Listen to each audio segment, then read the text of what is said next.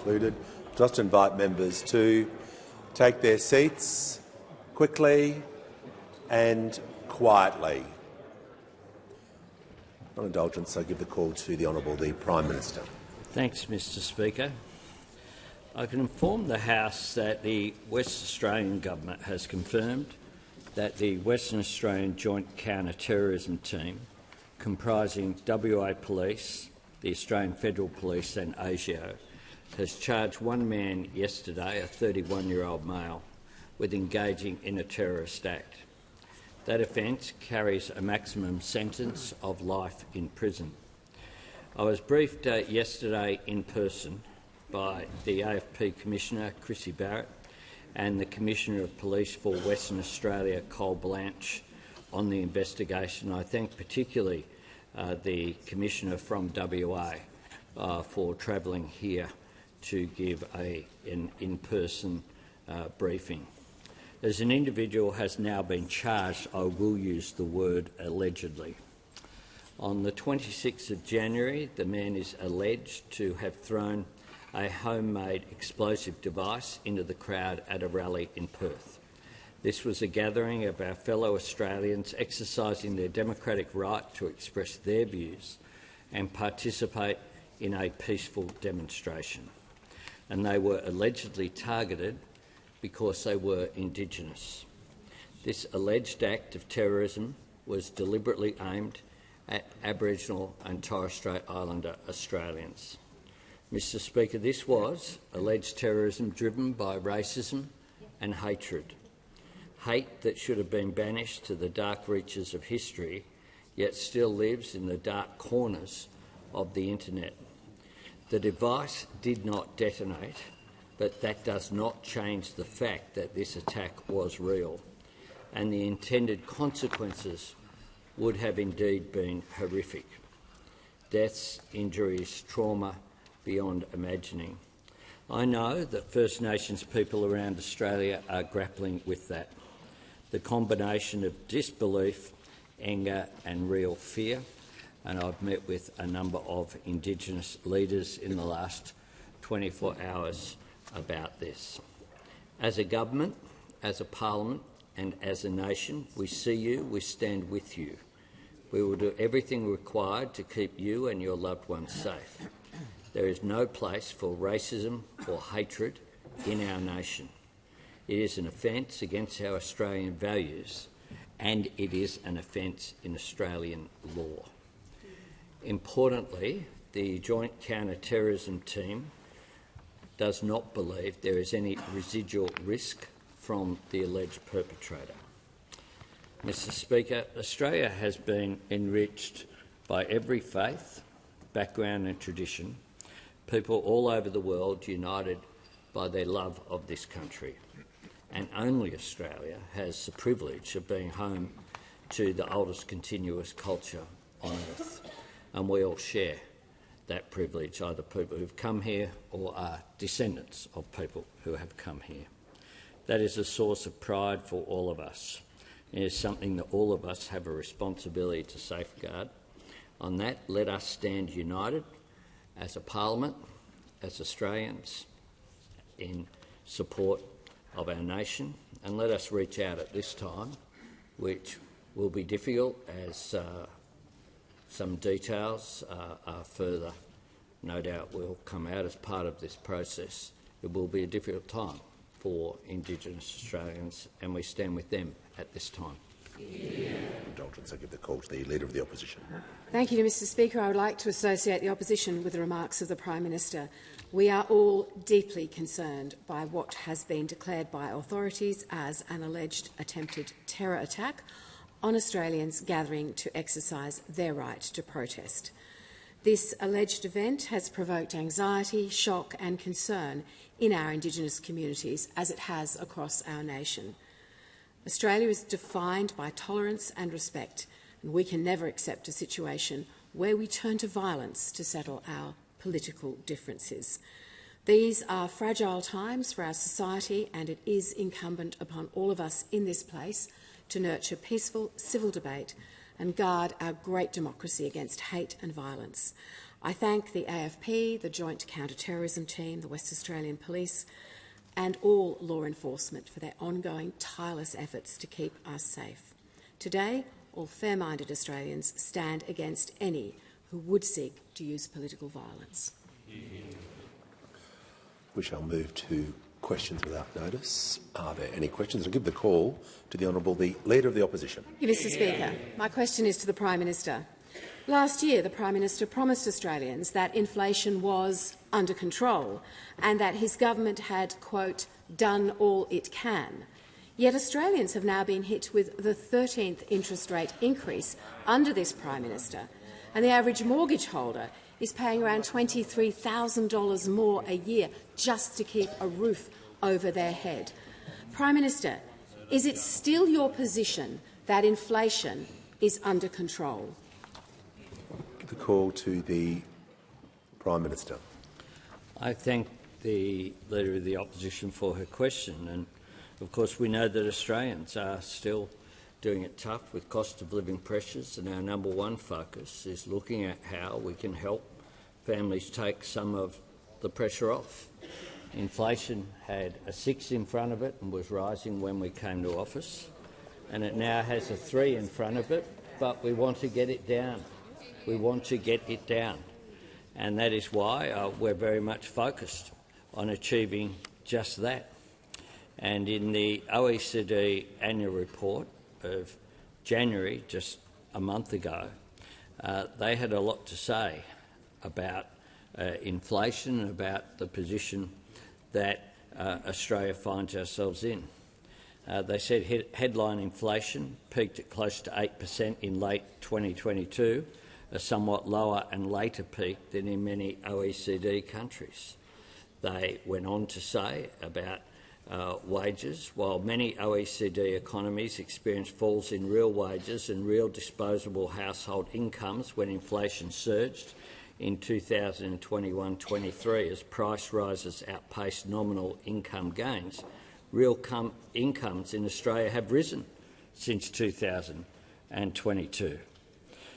They went on to say, with regard to the economy and the budget, Australia's resilience during the shocks of the past half-decade fits with its avoidance of recession, supported by prudent fiscal policy and credible monetary policy. And indeed, we will continue to do what we can to provide support for people. The opposition like to talk about the budget, but they never talk about what they plan to cut. We know that at the last election they plan to increase our taxes paid by every single Australian, and we know that the person who's now been put in charge of not just being the shadow treasurer but the shadow assistant treasurer at the same time has committed some $600 billion to a nuclear plan at the last election. They wanted to sack 41,000 frontline public servants, and they wanted to increase income taxes for every taxpayer. Order. Prime Minister was asked for his position on inflation, and he is giving information to the House with a very broad question that he was asked about. You'd like a yes or no answer, and for the millionth time I can't deliver that for the member for Wannon, but I will hear from you on a point of order. It goes to relevance, Speaker. The Prime Minister was asked a very direct question as to whether he had inflation under control or not. No, resume your seat. That wasn't the question he was asked. Member for Wannon, that wasn't the question he was asked. The question was, is it your position that inflation is under control? He wasn't asked what you got up and asked about. So don't take points of order if you don't even know what the question is. The Leader of the Opposition was specific with her question. It wasn't what you just rose on your feet about. Order. Order. The Prime Minister in continuation.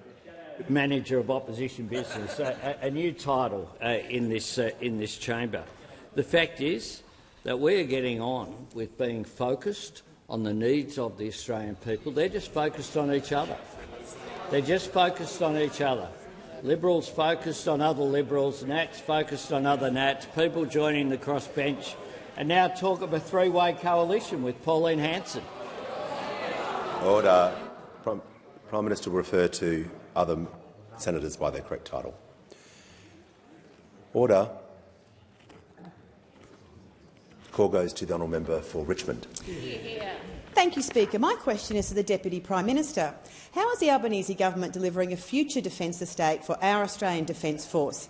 And what have been alternative approaches? Give the call to the Deputy Prime Minister and Minister for Defence. Member for her question and acknowledge her life of service in this place and also as a police officer. Over the last 6 years, as a result of vandalism and theft, Defence has spent $1 million on the Penrith Training Depot, a site which has been vacant since 2016. And at the Maribyrnong Defence site, which has been vacant for decades, in 2022 there was a grass fire which required the expenditure of $10 million in remediation. Now, Defence simply has to stop spending money on properties that it does not need, and this is what is at the heart of the most significant reform to our defence estate in our nation's history. But this reform is difficult because in relation to every defence site you'll find people with an attachment to it, and the difficulty was very much observed by Jan Mason and Jim Miller in their defence estate audit, when they said Defence is holding more property than it needs and is carrying the burden of past indecision. Attempts to consolidate and rationalise property holdings in the past have been stymied by a lack of political and organisational will to overcome challenges. And those words are particularly appropriate to those opposite, because in the 9.5 years when whatever we call that was the Abbott-Turnbull-Morrison government, they did absolutely nothing. And what is also clear, in their response to yesterday's announcement, they have not changed. Now, the Shadow Minister has said that these properties play, and I quote, a vital role in Australia's defence capability. But which ones? Exactly which ones? And the former Shadow Minister, the member for Canning, has said that our reforms are both short-sighted and foolish. And so what is absolutely clear is that if those opposite were the government today, they'd still be squibbing it today. But our government has the political will, because the Defence Estate Review has also made clear that if we do not act, governments will spend $2 billion over the next 25 years on these properties without making any contribution to our capability, and that is completely unacceptable, because we win on the battlefield by virtue of capability. And that means we must stop wasting money on properties that we don't need, and more to the point, we need a defence estate which is finely tuned to the requirements of the Australian Defence Force so that it can be the foundation that our force needs to do its job to defend Australia. Before I call the honourable member for Indi, I'm pleased to inform the House today that in the Speaker's gallery is Her Excellency Ms Fiona Flood, the Ambassador to Australia from Ireland. A very warm welcome to you. I give the call to the honourable member for Indi. Thank you, Speaker. My question is to the Minister for Emergency Management. Bushfires are still burning in Victoria, and thus far over 75% of homes lost and private land burnt is in my electorate of Indi. My electorate is grateful for the support provided by the government to date, but so much more is needed. Minister, what further support, beyond that already announced, can communities in my electorate expect from the Commonwealth? Give the call to the Honourable Minister for Emergency Management, Local Government and Territories. Thank you, Mr Speaker, and I thank the member for Indi for her question, and I acknowledge her community is going through a particularly tough time at this point in time. A lot of Victorians have been impacted by bushfires that have burnt through over 415,000 hectares across Victoria, and has had a major impact on communities right across that place. Can I again thank the member for Indi and the member for Nichols for inviting me into their local communities. It is really important in this role to hear firsthand from communities about what they're going to need, not only in the short term but in the medium and long term as well. And Can I thank the members in Ruffy, who I met in particular. I said the other day they were so worried about their local environment, let alone their own homes, and I heard very clearly from them their desire to see the Ruffy Community Centre rebuilt, which they lovingly referred to as the TCC, and so we will continue to work with your community on those things. I also heard really clearly from both Strathbogie and Murrindindi Shire Council members about the need to make sure that infrastructure is built back more resilient and that we work on those community cohesion projects together into the future. As the member knows, the Prime Minister announced another package of support, so $158 million, going to things like extended power outages for businesses, clean-up support for community members, temporary accommodation, rebates for people who need to clean out water tanks, and mental health support in particular. And we'll continue to extend support where it's needed, and we'll work with the Victorian government on that. We have enacted over $330 million in that state Commonwealth disaster recovery funding arrangements already. However, we recognise that the state and local councils are best placed to identify the type and the level of assistance that is going to be required following this disaster, in accordance with their responsibilities for disaster management. So the Albanese government will continue to work really closely with the Allan Labor government and with local councils and local communities in particular to understand where supports and assistance is going to be needed into the future. And our government stands ready, willing and able to assist when those support packages come forward. We know that recovery isn't a straight line. It's not going to be a speedy process. So our commitment is to continue to work with all levels of government and local communities to see this recovery tail through, and we stand ready, willing and able to support as we can when we can. Call to the honourable member for Moore. Thank you, Mr Speaker. My question is to the Treasurer. How is the Albanese Labor government helping with the cost of living and strengthening the budget? How does that compare to other approaches?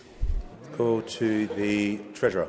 Thanks, Speaker. The good people of Moore elected an absolute champion as their local member in this place. I appreciate his question, Mr Speaker. Now, inflation last week and rates this week were important reminders of the challenges in our economy despite all of the progress that has been made together. Inflation at the end of the year didn't come in much higher than we expected, but it came in higher than we would like. Some of that inflation is temporary, some of it is more persistent. It's nowhere near the peaks that we saw in 2022 under those opposite, but all of it adds to the pressure that people feel around the country, and the Reserve Bank's decision will add to that pressure as well. So we understand that inflation is too high in our economy. We acknowledge that, we get that, and that's why we're acting on it, Mr Speaker. We are acting on it with cost of living help that those opposite oppose. We are acting on it with tax cuts that those opposite oppose and want to repeal, Mr Speaker. We are acting on it with budget repair that those opposite were completely incapable of, Mr Speaker. Now, inflation is one of the three major challenges, but it is the most pressing challenge in our economy in the near term. We've also got a longer standing challenge with productivity, and also both of those are set against the backdrop of global economic uncertainty. But we need to remember, Mr Speaker, as we confront all of this together, we also have big advantages. As the Reserve Bank Governor said on Tuesday, and I'm quoting, we are actually in a really good position.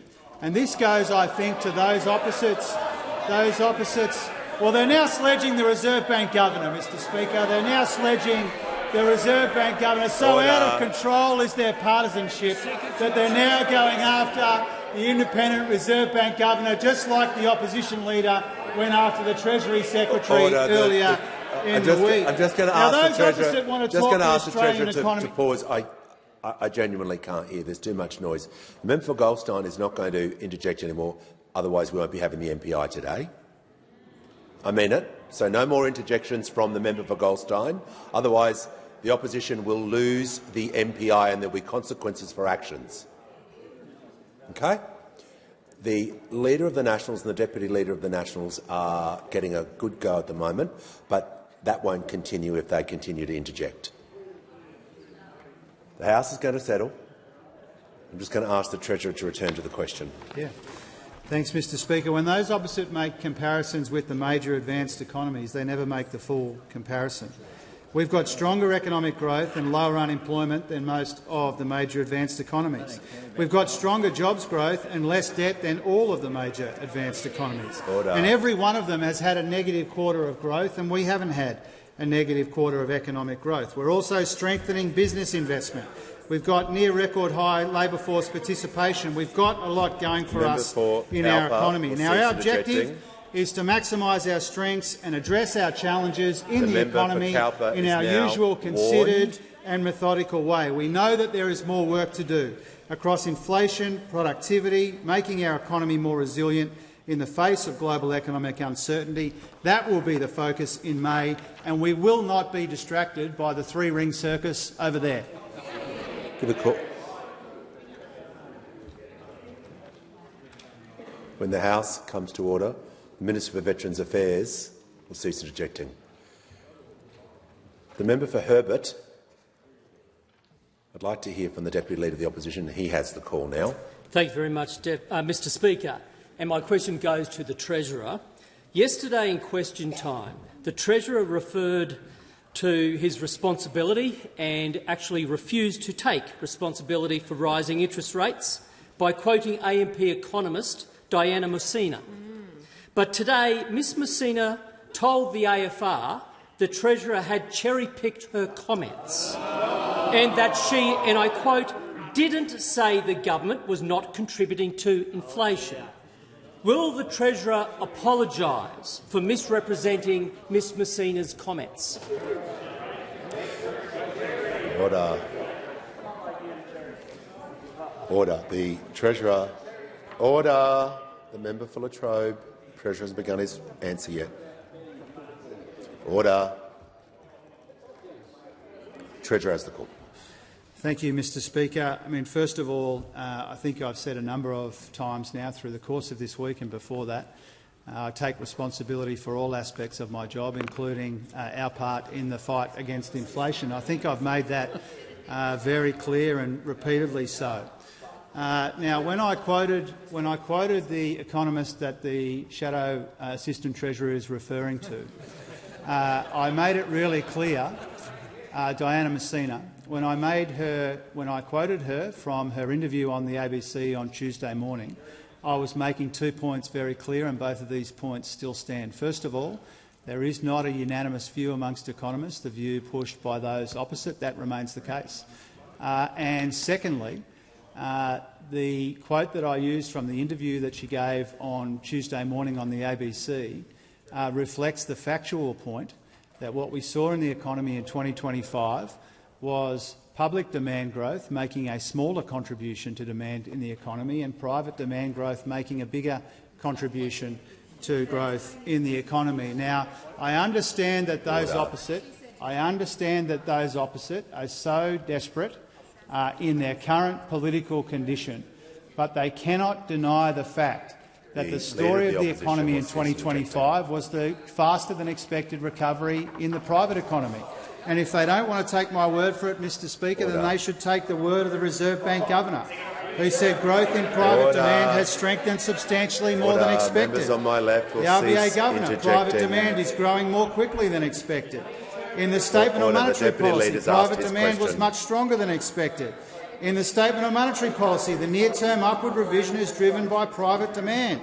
In the press conference, private demand has turned out to be much stronger than we were forecasting. In the Statement on Monetary Policy, the contribution of public demand to year-ended GDP growth has continued to ease in recent quarters. And that's the point that a number of economists have made. It's a point that I've made. It's not a political opinion. It's not an economic opinion. It's a fact in the national accounts released in recent times. Order. Give the call to the honourable member Barton. Thank you, Speaker. My question is to the Prime Minister.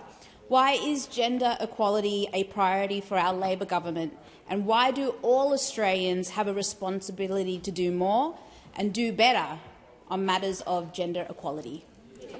Call to the Prime Minister. I thank the member for Barton for her question, and she was there this morning along with many members of the House of Representatives and the Senate, attending the UN Women's event that was held here in the Parliament in the lead-up to International Women's Day. Greater equality for women is central to our government's agenda because it's fundamental to Australia's success. It's not an add-on or a nice-to-have. It's not confined to an individual portfolio or treated as a matter of special interest. It is about the national interest. This is about the investments that we make to close the gender pay gap, to boost economic opportunity, to address the national scourge of violence against women. Equality for women is also about the standards and example we set, the culture we are part of, and the language that we use. And last week, The Nightly published a piece by Aaron Patrick under the headline, "Why I Wouldn't Marry Susan Lee." That headline is a disgrace, and the article is no better. I don't intend to quote from it any further. You really only need to know one thing about it. That article would never have been written about a male political leader. One of the lessons I would hope that this parliament and those who observe it have learnt from Julia Gillard's time as Prime Minister is that it is not enough to shake our heads at this stuff in private. As leaders, we have a responsibility to call it out, and today, as Prime Minister, I call it out. Yeah. Mr Speaker, this can and should be a place for passionate arguments. A contest of ideas is a healthy thing in a democracy. But we need less hatred in our national discourse. We need less polarisation. We need fewer attempts to provoke outrage or simply manufacture it. Not everything needs to be dialled up to 11. This is a great country and we all love it. We're all here to serve it, and we should work together to set and uphold a better standard. That is a responsibility that all of us have in this place, but it's also a responsibility that people who comment on national affairs have as well. Yeah. The call to the honourable member for Wide Bay. Thanks, Speaker. My question is to the Minister for Climate Change and Energy. Minister, what date can Australian families expect their retail power bills to come down by $275? The call to the Minister for Climate Change and Energy. Well, thank you very much, Mr Speaker. I thank the honourable member for his question and congratulating him on hosting 1,549 cheaper home batteries that have been installed in the electorate of Wide Bay since the 1st of July. And note that in May 2022, the wholesale price of energy in Queensland was $347 a megawatt-hour and is today $58 a megawatt-hour. The Minister. 10 seconds. Order. The Minister will just pause a sec, please. Order. The Minister's about 20 seconds in, but I'll hear from the member for Wide Bay on a point of order. Thanks, Speaker. The question was very, very defined.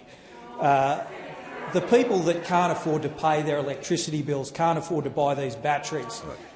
Is this guy the Duracell sales rep or is he the Energy Minister? Resume your seat. Resume your seat. Order.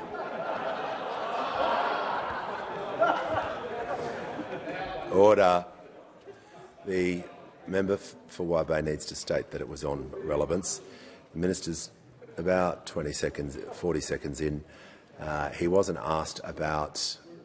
He's entitled to a preamble, but I'm going to make sure he's being directly relevant, so he wasn't asked about anything in the member's electorate except a very specific question.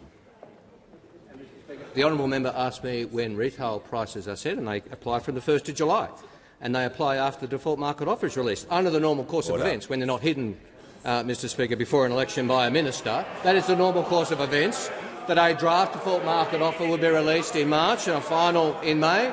That can be changed by law if the minister chooses to, as the member for Hume did, and the average increase in Queensland that was hidden by the member for Hume was $165, 11.3% for households in Queensland that the member for Hume hid. Now, we've been very clear.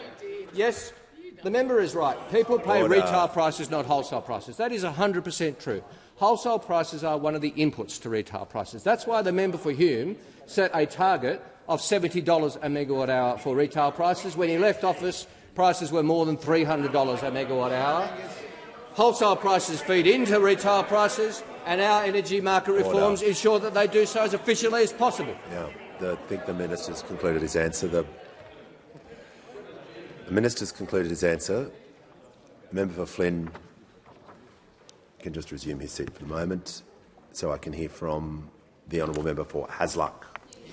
Thank you, Speaker. My question is to the Minister for Home Affairs.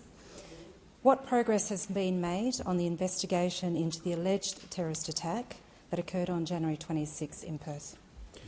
Call to the Leader of the House and the Minister for Home Affairs. Thanks very much, Speaker. And I thank the member for a question and acknowledge, as a proud West Australian, her very personal interest in this. The terrorist attack that was described by the Prime Minister at the start of question time in Perth was horrific. A 31-year-old man allegedly threw a homemade improvised explosive device. This is a bomb fitted with screws and ball bearings into a crowd of people rallying in support of First Nations Australians. It is fortunate that this bomb did not detonate, but be in no doubt it will be alleged in court that the intention was absolutely that the bomb would detonate. This could have been catastrophic. You think about the number of Australians who were there in a tight space. Had this gone the way it will be alleged it was intended to, we would have been looking at something quite catastrophic. The alleged offender was immediately arrested by West Australian Police and an investigation commenced. Within 40 minutes of that arrest, the joint counter-terrorism team had been engaged. That involves Western Australian Police, the Australian Federal Police and ASIO. Later, they announced that they are investigating this act as a potential terrorist attack.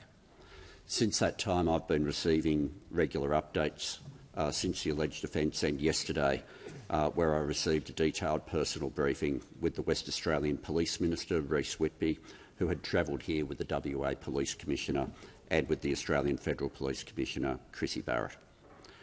As a result of the investigations they've conducted, they have now charged a 31-year-old man with engaging in a terrorist attack, and as has been referred to, this is the first time an individual has been charged with engaging in a terrorist attack in Western Australia. The charge carries a maximum penalty of life in prison. It is alleged. Now, there is always a gap between the action and while there's often a period where people are saying, can you call it terrorism yet, and a period of delay. That's because terrorism is not defined simply by the action but also by the motivation, and we need to give police time to do their work to be able to get the strongest case together with respect to motivation. The motivation that will be alleged is a national, racially motivated ideological cause. White supremacist ideology has no place in modern Australia and no place in our country. When someone is made to feel unwelcome, made to feel like they don't belong, the message from Australia and from this parliament has to be that we stand with you. While there wasn't specific intelligence on this occasion, at a time where the national threat alert level is at probable, there are times when people have information and they are not sure whether it might be helpful. The request from the agencies is please report it. The National Security Hotline is 1800 123 400 for people to use for any information they think that might constitute a risk to public safety.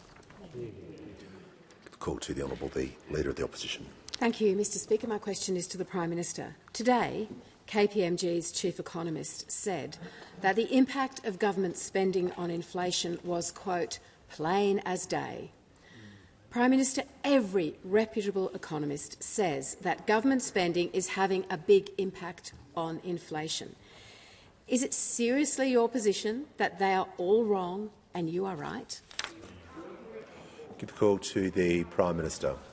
Thanks, Mr Speaker.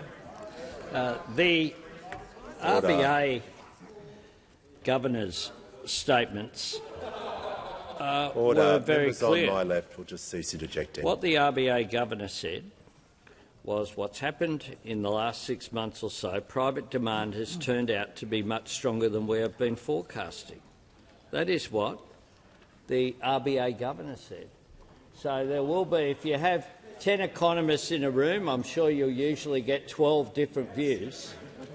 But the truth is that the RBA Governor has spoken about what, and the Manager of Opposition Business now attacks the integrity and independence of the RBA Governor, and says that they are not allowed. The interjections are there on the record from this lightweight over here, who can't do his own job and is now trying to be the shadow treasurer. Well, we on this side, we on this side of the House will stand up for the RBA Governor. We'll stand up for the independence of the Reserve Bank Board, and we'll also stand up for Australia's national interest. Those opposite continue to try to talk Australia down. When you look at whether it's the comments before of the OECD, now I accept that the OECD as well, with the Secretary-General there, a fellow called Matthias Cormann, who was backed by this side when we were in opposition for that job, and backed to be reappointed by this side as a government to be the Secretary-General of the OECD. And his statements I read in the Hansard before through the OECD. The RBA Governor's comments, the IMF had this to say in November last year. Australia is managing a soft landing amid global uncertainty. The Commonwealth's fiscal strategy has been effective over the past pandemic period. That's what the IMF said. And since then, we provided something that would be unfamiliar to those opposite. We provided MyEFO with an additional $20 billion of savings. Now, those opposite need to come clean about what it is that they think should be cut. What it is, because they didn't do anything when they were in government, and we have found $114 billion of savings. Call to the honourable member for Bendigo. Thank you, Speaker. My question is to the Minister for Health. How is the Albanese Labor government's investments in 1800 Medicare and Medicare urgent care clinics taking the pressure off emergency departments and ensuring Australians get the health care advice they need after a decade of cuts and neglect? Call to the Minister for Health and Ageing, the Minister for Disability and the National Disability Insurance Scheme. Well, thank you, Speaker, and thank you to the member for Bendigo for her question and for being such a Medicare champion. The hard work that she has done promoting our strengthening Medicare agenda in her community means that the people of Bendigo have enjoyed some of the best results in the country. After we tripled the bulk billing incentives for pensioners, concession card holders and children back in 2023, bulk billing in Bendigo went up by 10%, the third best result of any electorate in this country, Mr Speaker, and our latest investments are proving just as successful in her community. Before November, Mr Speaker, fewer than 1 in 5 general practices in Bendigo bulk billed all of their patients all of the time. Today that figure is 3 in 5. More than tripled in just 3 months, Mr Speaker. Now, the Bendigo Urgent Care Clinic that the member talks about has also seen almost 20,000 members of her community since it opened in late 2024, all free of charge, and about half of them indicate that if the clinic wasn't available, they would have gone to the local hospital, the Bendigo Hospital Emergency Department. And as a result, semi-urgent and non-urgent presentations to the Bendigo Emergency Department, what they call Category 4 and Category 5 presentations, are down almost 10% at that hospital, freeing the ED staff up to focus on the lifetime emergencies that they were trained for and hospitals were built for, Mr Speaker. Now, as the Prime Minister has said last week, he struck an historic agreement with Premiers and Chief Ministers to provide record support to our public hospitals, 750 of them, including the Bendigo Hospital, tripling the additional support that hard-working hospitals would receive compared to the agreement that they had struck under Scott Morrison. But that's on top of all of these investments to strengthen Medicare, to deliver high-quality, affordable care to people in their own community, to take pressure off hospitals like the one at Bendigo, Mr Speaker, by rebuilding general practice, by driving up bulk billing, by rolling out urgent care clinics. But there is more, Mr Speaker, as the member says. 1-800 Medicare was an election commitment we made last year, and it now provides access to high-quality medical advice 24/7 at the end of your phone, Mr Speaker, as well, if appropriate, as a direct consultation by a GP on telehealth after hours, all free of charge, obviously, Mr Speaker. And since we launched 1-800 Medicare on the 1st of January last month, 120,000 Australians have used that helpline and 5,000 of them have been referred to that GP consult after hours, Mr Speaker. 120,000 in just 1 month, all helping to deliver the stronger Medicare that the member for Bendigo has been fighting so hard for. Call to the member for Gippsland. Well, thank you, Speaker. My question is to the Minister for Climate Change and Energy. The Minister has had several opportunities in question time this week to explain when Australian families can expect the $275 reduction in their power bills promised by the Prime Minister. Will the Minister finally admit the Prime Minister wasn't telling the truth and not a single Australian family has seen the $275 reduction? Minister, why can't anyone in the Labor Party accept responsibility and just say sorry to the Australian people who are struggling under Labor's cost of living crisis? Yeah. Call to the Minister for Climate Change and Energy. Well, thanks, Mr Speaker. I thank the honourable gentleman for his question. I take responsibility for the energy system in Australia. I take responsibility for the Minister, as the Minister, for progress. I take responsibility for dealing with the headwinds and the setbacks. That's what a minister does. A minister takes responsibility and deals with it. Doesn't hide. Electricity rises before an election, for example. Well, that's an option. That is an option available to a minister. It's not an option that I've chosen to take. I take responsibility for the progress. I take responsibility for dealing with the setbacks. I take responsibility for the more than 1,000 batteries that have been installed in the honourable member's electorate. 1,139 that have been installed in the honourable member's electorate since July 1. And I note that in Victoria, the wholesale price of energy in May 2022 was $233 a megawatt-hour, and today is $37 a megawatt-hour. I do take responsibility, Mr Speaker, for all the above. Order. Give the call to the member for McEwen. The Minister for Education.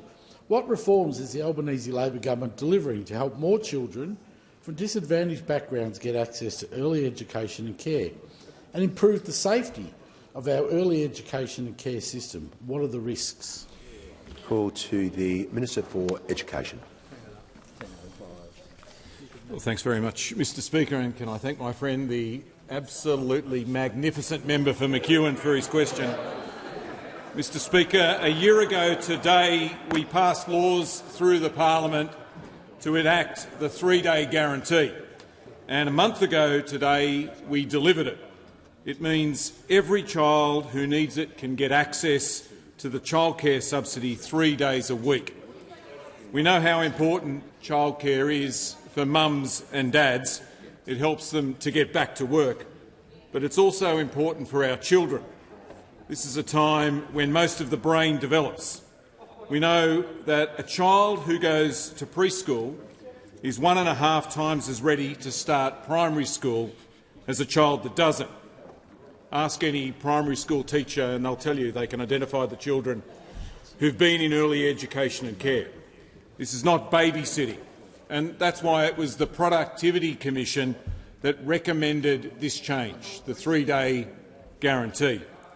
Their advice to us is that it's children from the most disadvantaged families, the poorest families in Australia, who get the biggest benefit from early education, and that they are the ones who are the least likely to be there in early education and care. And that's because of the old activity test that meant their mums and dads couldn't get access to the government subsidy. And so it's their children who missed out and start behind.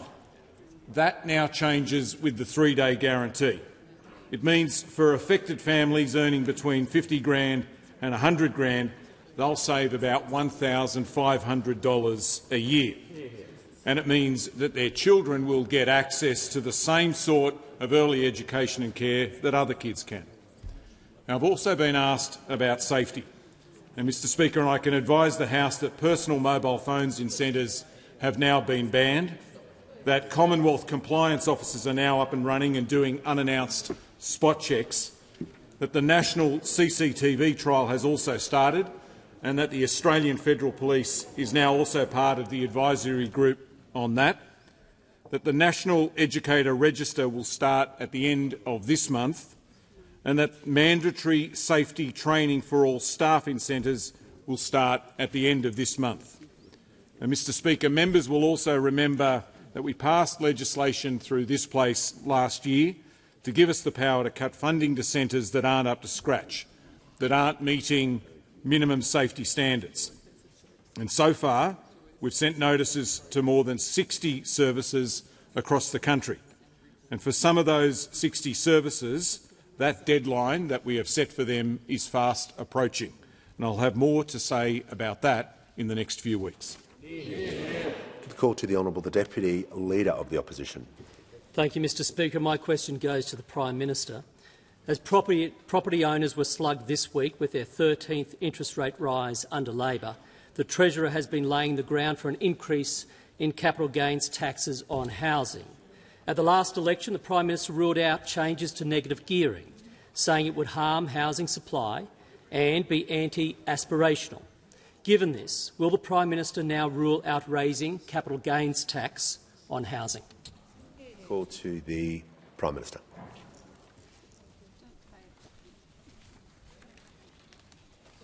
Thanks, Mr Speaker. And the opposition should be well aware that, in fact, the parliament is looking into the capital gains tax discount.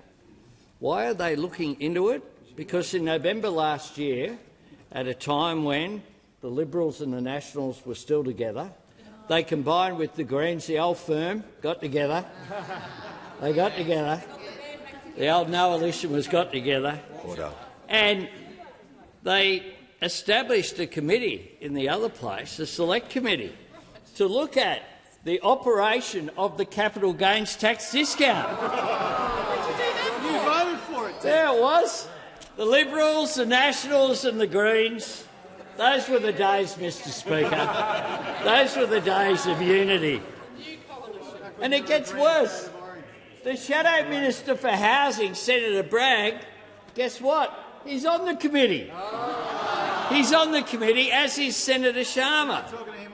Now, I know there are lots of people over there not talking to each other at the moment, but Senator Bragg is not one of them. He's always talking. And in between talking about days of our lives, he went on to talk about this committee. I assume he had authorisation from the Leader of the Opposition before they set up a committee to look at all of this. So whilst what we've been doing is getting on with supply the Prime Minister will through pause. the Housing... The Prime Minister will just pause so I can hear from the Deputy Leader on a point of order. The Prime Minister updated the House on the topic he was asked about, but order. Order. The member for Lingiari is warned. The Deputy Leader of the Opposition will take his point of order now, as he's allowed to. Thank you very much, Mr Speaker. It is on relevance. The question was very clear. It is asking whether or not the Prime Minister will rule out increasing capital gains taxes on housing. The Prime Minister has not addressed that and is dodging the question. The order, yes, the Prime Minister was updating the House about the topic and what is before the Parliament, so he is being directly relevant about the topic. If he was talking about another tax policy or another policy, he wouldn't be directly relevant. But order is currently looking at capital gains tax. It's the Liberals, the Nats and the Greens all together over in the other place, having a look at all of that. We have, and every year in the lead up to budgets, we have this game play, Mr. Speaker. I'll talk about what we are doing, not what we're not doing. What we are doing is the Housing Australia Future Fund, the 5% deposits. They've helped 220,000 Australians into their first home. We're working with the states and territories to build 100,000 new homes reserved for first home buyers. And we were there in the electorate of the member for Spence over last weekend, 7,000 homes in South Australia. What we're also doing is training more tradies to build more homes with free TAFE, the incentives for construction apprenticeships, and of course what we're doing in defence land is not only good for defence capability, it'll also be good for housing as well, good for housing supply. Now, every budget, what we do is focus on how we deliver for Australians. We're continuing to do that. This upcoming budget will be consistent with budgets number 1, 2, 3 and 4 that have all improved the lives of Australians. The call to the honourable member for Lingiari. Thank you, Speaker. My question is to the Minister for Regional Development, Local Government and the Territories. Minister, what is the Albanese Labor government doing to deliver for regional Australians, and why is unity so important to delivering for our regions? Call to the Minister for Emergency Management, the Minister for Regional Development, Local Government and Territories. Thank you very much, Mr Speaker, and thanks to the member for Lingiari for her question. If we want to see what delivery in regional and remote Australia looks like, then we need look no further than the member for Lingiari. She does such an amazing job representing her communities, and our thoughts are with communities that may be impacted by the Daly River flood, which is coming soon. I'm really proud to be part of a government that's delivering for our regions. We're investing billions of dollars in remote, rural and regional Australia, whilst those opposite are investing in self-interest. Just yesterday, I joined colleagues to announce the Regional and Remote Airport Support Program, providing financial relief to regional councils who were impacted when Rex Airlines went into voluntary administration, while those opposite were exercising voluntary self-destruction. Mr Speaker, we are delivering in programs across all portfolios to help regional Australians with health, with housing and with education, from home batteries to cheaper childcare to more home care packages. We're delivering $10,000 payments to assist housing apprentices with cost of living pressures, while ensuring Australia gets the workforce that they need to build more homes across our country. We've waived HECS debts for doctors and nurse practitioners working in our regional communities to attract them outside of our big cities, while those opposite have waved goodbye to one another. Mr Speaker, we're delivering cheaper medicines. From January 1 this year, our plan is to make the biggest cut to the cost of medicines The Minister will pause. There's far too much noise. Because he was on a warning and because he's continually ignoring the respect out of the House, the member for Cowper will leave the chamber under 94A. No matter what time of the day you're warned, it carries over. I know he's a good sport. Order.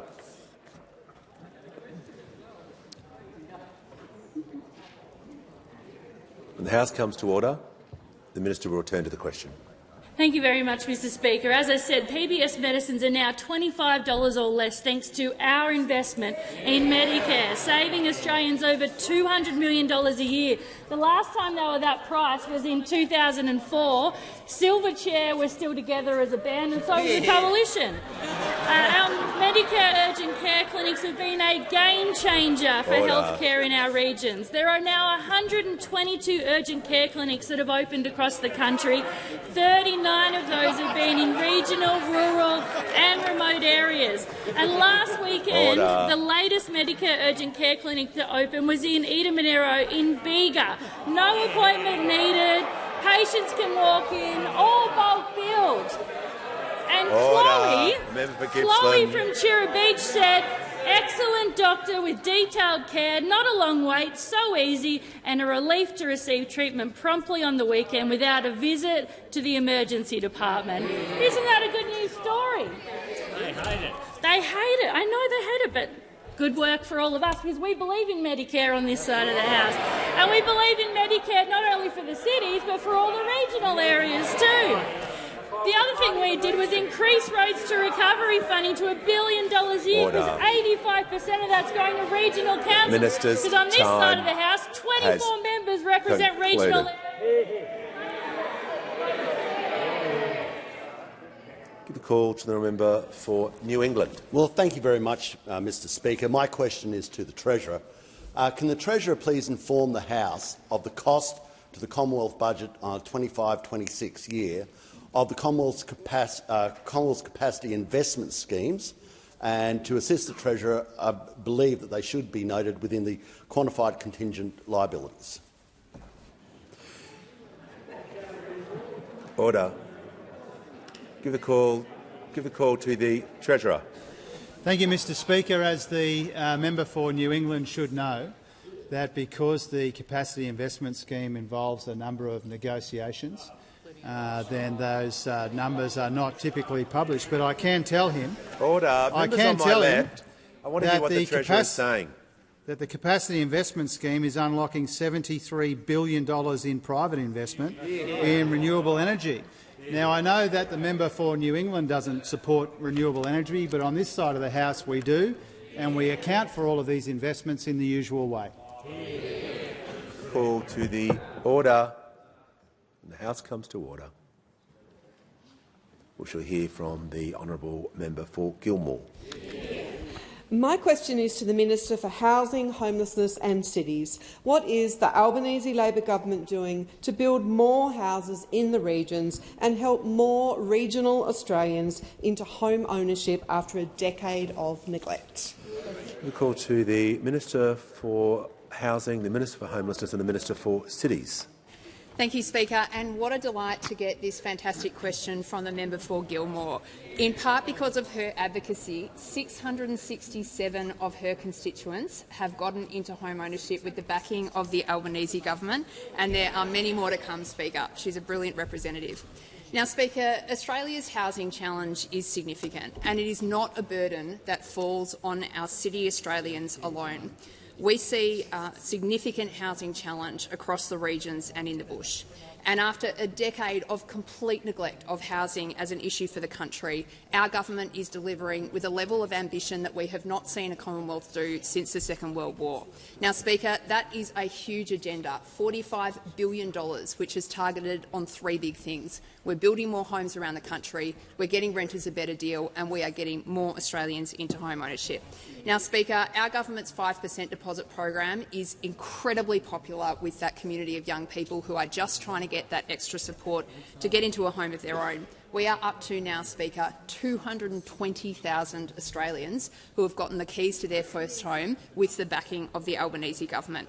Speaker, 73,000 of those Australians have been people who live in the regions and the bush. Speaker, we've got $1.5 billion in housing infrastructure funding. It's going to roads, to sewerage, to water, to all of those critical aspects that make housing possible. The vast majority of that funding, Speaker, has gone straight into the regions. Speaker, we are building homes right around rural and regional Australia. In fact, round 3 of the Housing Australia Future Fund for the first time includes a dedicated regional stream to make sure we're servicing that constituency. We've got social and affordable homes being built in Tamworth, in South Grafton, in Shepparton, Armidale, Wangaratta and many more.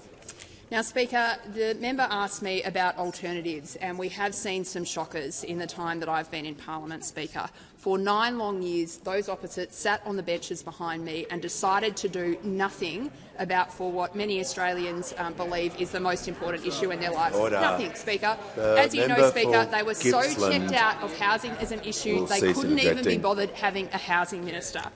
Now, Speaker, that had real consequences. We see the Nationals in the parliament this week scratching their heads about why their voters are deserting them in droves. Maybe it's because they did nothing to deliver for regional Australians when they had the levers of power. Now, Speaker, do you know how many social and affordable homes those opposite built in regional and rural Australia? Do you know how many? It was none, Speaker. A party that says it stands up for the regions, not a single home built in regional Victoria, in regional New South Wales, in regional Western Australia. Speaker, it is no wonder Australians are looking for alternatives. We're united, we're delivering, and we're delivering right across the country, Speaker. Call to the honourable member for Clare. To the Infrastructure Minister. Since the days of the gold rush, our residents have been pushing for a crossing over the Macquarie River at Dixon's Long Point in central western New South Wales. Mid-Western Council wants to access the $10 million allocated to move the project forward. Have the funds been released? And on a separate note, will your government take the lead to finally build an expressway through the Blue Mountains, which has been promised for decades and never ever delivered? The traffic jams are worse than ever, and it's just not good enough. Call to the Minister for Infrastructure, Transport, Regional Development and Local Government. Thanks very much, Mr Speaker. Can I thank the member for Calare for the question? And I know he's been a long-term advocate for the Dixon's Long Point crossing. We know how important the safety of regional roads are and connectivity in our regions are. It is why we announced the investment of $10 million into the Dixon Long Point crossing. The crossing will provide a much-needed crossing between Mudgee and Orange. The member for Calare will remember he wrote to me about this last year, requesting an update on that project. In October last year, when he wrote, I was able to advise that the Mid-West Regional Council had submitted the final project proposal report to my department, and that then was had assessment undertaken. I am pleased to provide a further update and report that I have approved this project proposal for the release of funding of $10 million to Transport for New South Wales on behalf of the Mid-Western Regional Council. That money goes towards the planning work, scope, design and cost of delivering this project, so you should start to see a project on that planning work. It's a project, as you have mentioned, with a very, very long history, and I'm pleased to provide that update. The call to the honourable member for Moreton. Thank you, Mr Speaker. My question is to the Prime Minister. What are the objectives of the Prime Minister's upcoming visit to Indonesia? Why are our relationships in the region and the world so important for Australians at home? How has the government worked to improve those relationships since being elected? The call to the Prime Minister. I thank the member for Moreton for her question and for her ongoing interest in our relationships in our region. Last year in Sydney, I stood on the deck of the HMAS Canberra beside my friend President Prabowo Subianto, and I announced that Australia and Indonesia would take the next step in our bilateral relationship, securing a historic security agreement between our two nations. And in about 40 minutes, I will travel to Jakarta to formally sign that treaty, deepening the bond that we have, honouring our long shared history and looking ahead to our shared future. Our mutual security treaty commits our two nations to consult at a leader and ministerial level on security matters together and to consider any security responses together. It is a watershed moment in the Australia-Indonesia partnership, a partnership that is based on friendship, trust, mutual respect and a shared commitment to peace and stability in our region. But it's also part of our broader engagement with nations in the region and our investment in our relationships.